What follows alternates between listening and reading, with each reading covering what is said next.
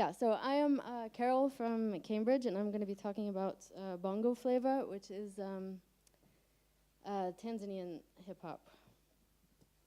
Okay, I'm going to move a bit fast because I want to cover everything and have time for questions. So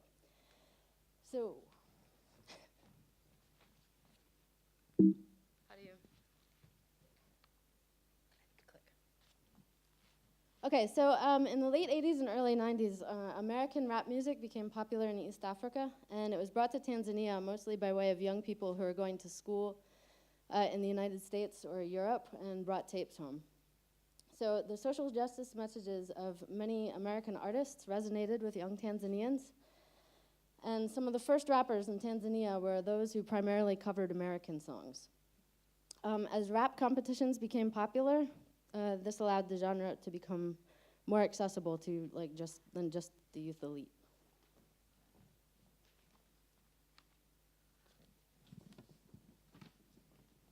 So in 1991, the Yo Rap Bonanza competition was launched at the New Africa Hotel in Dar es Salaam. And although most groups performed in English that year, Salah J performed his Swahili version of Vanilla Ice's Ice Ice Baby from his album Swahili Rap. Now, Salah J's performance and the wide circulation of his album marked the beginning of a transformation in the genre, because not only did he rap in Swahili, he also altered the lyrics of the Vanilla Ice song to address the issue of HIV/AIDS.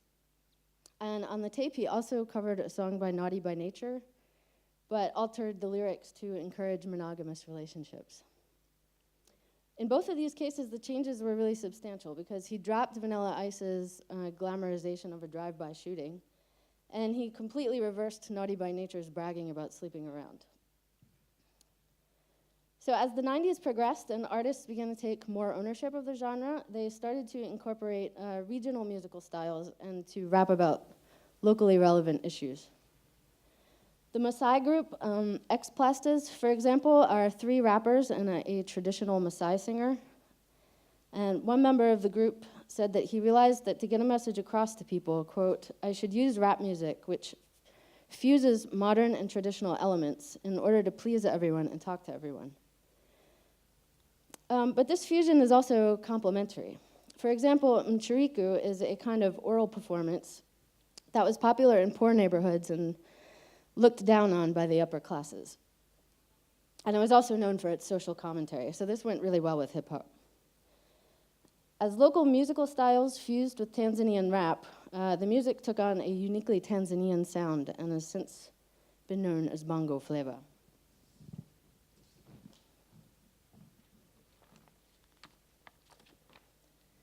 As Lamel put it, rap and hip-hop in Tanzania became localized, quote, to fit the political, economic, social, cultural realities of post-colonial and neo-colonial struggles.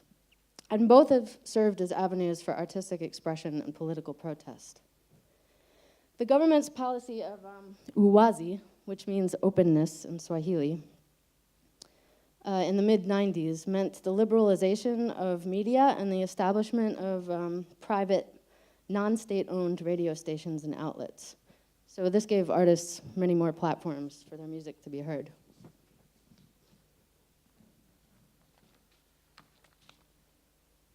Hip-hop in the United States, so when it became more commercialized and split in the 90s, sort of between those that like gangsta rap and then those that continued to focus on their social messages, a similar split occurred in Tanzania.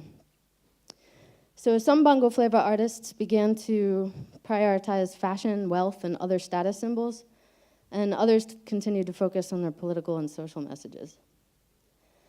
While in the United States, it's the heavily commercialized rap that seems to enjoy media dominance. It's the artists with an educational or social message that the Tanzanian media prefers.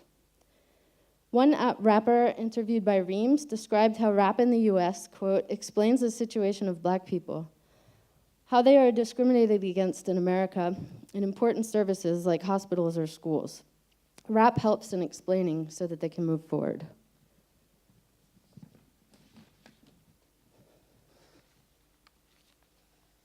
Chama Cha Mapinduzi, CCM, is the revolutionary party which has basically been in power in Tanzania since independence in 1962. In the 90s, the Zanzibari genre of tarab was and I spelled it wrong here, by the way, the double A. No, actually, that's correct. Never mind. Sorry.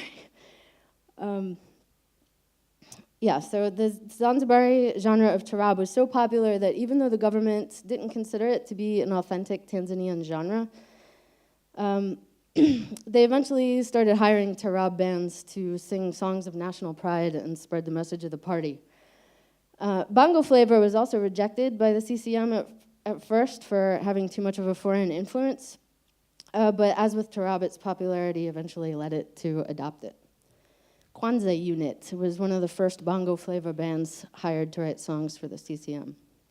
So in the 90s, there's another split.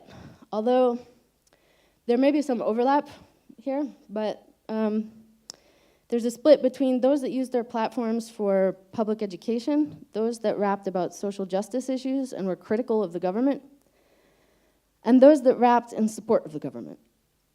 The gatekeepers in the era of Uwazi, those that controlled who got exposure on the radio, were the DJs. And they first preferred music with an educational or positive social message, and also preferred not to draw the ire of the ruling party by playing music that was critical of the government. What I hope for is that this new era called hip-hop in Tanzania, on the Tanzanian music scene, should grow in such a way that positivity should be spread each and every time a hip-hop artist sits down and writes lyrics. It should always be for the Tanzanians. It should always be for the nation. It should always be for the process of development. Okay, so that was a DJ explaining how he picks songs, and then here's a quote from another DJ saying, if I know you and your music is bad, that is, if it doesn't make any sense to society, I don't play it. If I think it is leading society astray, I don't play it. If I think it is educating society, I play it and promote it. So artists in the mid to late 90s who were still copying American themes like wealth, bling, sexual objectification of women, and street violence were openly criticized by DJs that controlled the airwaves.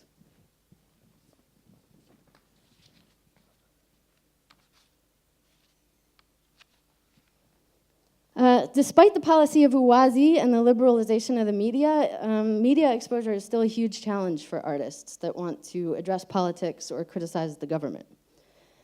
At the same time, musicians and bongo flavor artists are seen by many Tanzanians, including the DJs and the artists themselves, that musicians are educators to Tanzanian youth. So their aim is to represent Hali Halisi, which means the real situation in Swahili, and to keep it real, even if it means not getting airtime.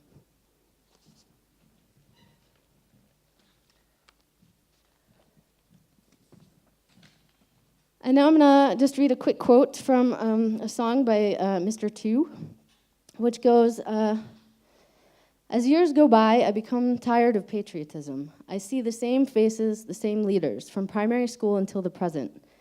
Do not play with politics. Politics is a dirty game. They just want to be famous.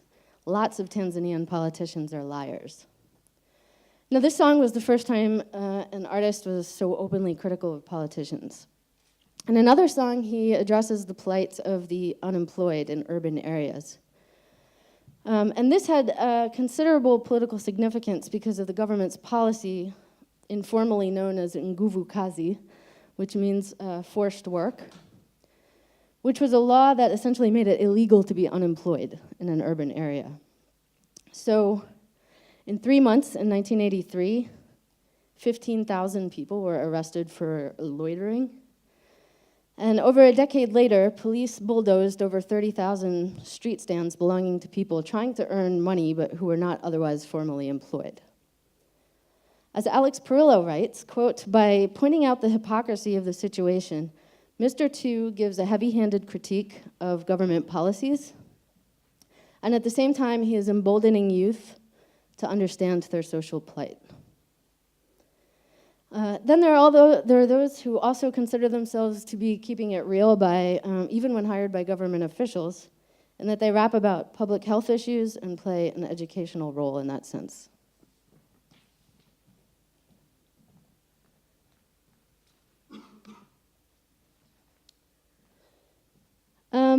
In both the case of criticizing the government and in the case of working for it, in the interest of public education or national pride, there is a hearkening back to President Nyerere, the first president of Tanzania, and his policies of ujamaa, which, among other things, were supposed to stamp out government corruption.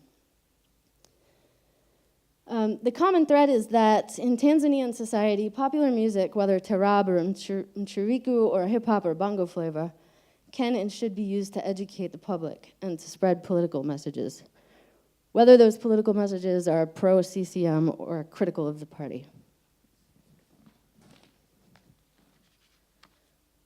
Okay. So I originally wanted to play clips from these, but I couldn't figure out the copyright situation, so you can Google or go on YouTube and find them. They're both really good, but there's a great contrast between the two.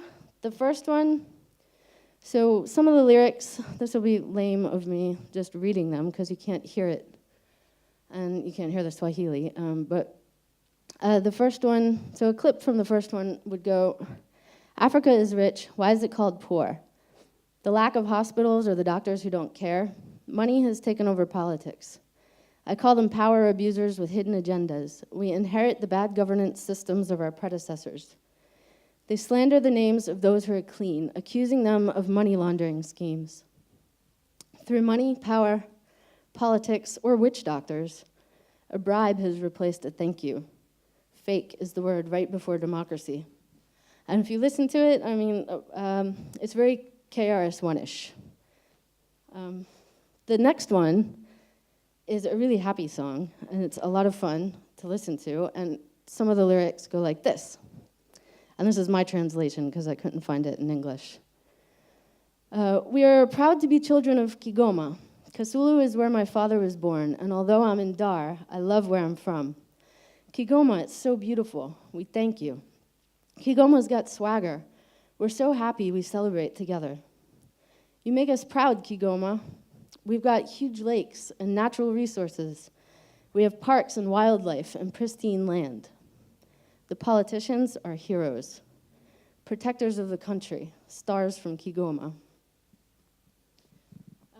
Now, and I really like this last one also, not only because it's a really fun video, but because it encapsulates many of the themes and contradictions in Bongo Flava's history, I think. Kigoma is probably most known at the international level for hosting one of the largest refugee camps in the world. And while this last song may appear to wash over that, and you can see in the video there's like local politicians dancing on stage with the band. It seems kind of like a tourist ad or something. But by doing this, it does something else. It changes the global narrative of the town as nothing but a refugee camp and explodes stereotypes of what it means to live in a place otherwise defined by its poverty, particularly by outsiders. As Chimamanda Adichie said, the problem with stereotypes is not that they are untrue, it's that they are incomplete. They make one story become the only story.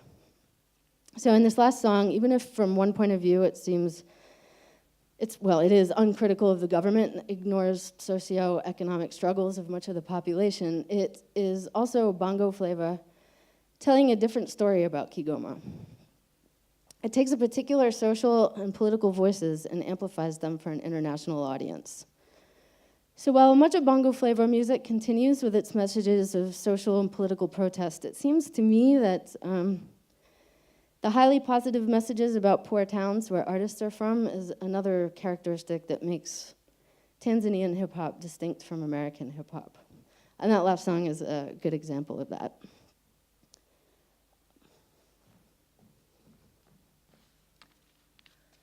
So thank you, and I would like to also thank Thomas Gastauze, who I've never met in person, but was very helpful to me in letting me use stills and clips from his documentary, Hali Halisi. And that's it.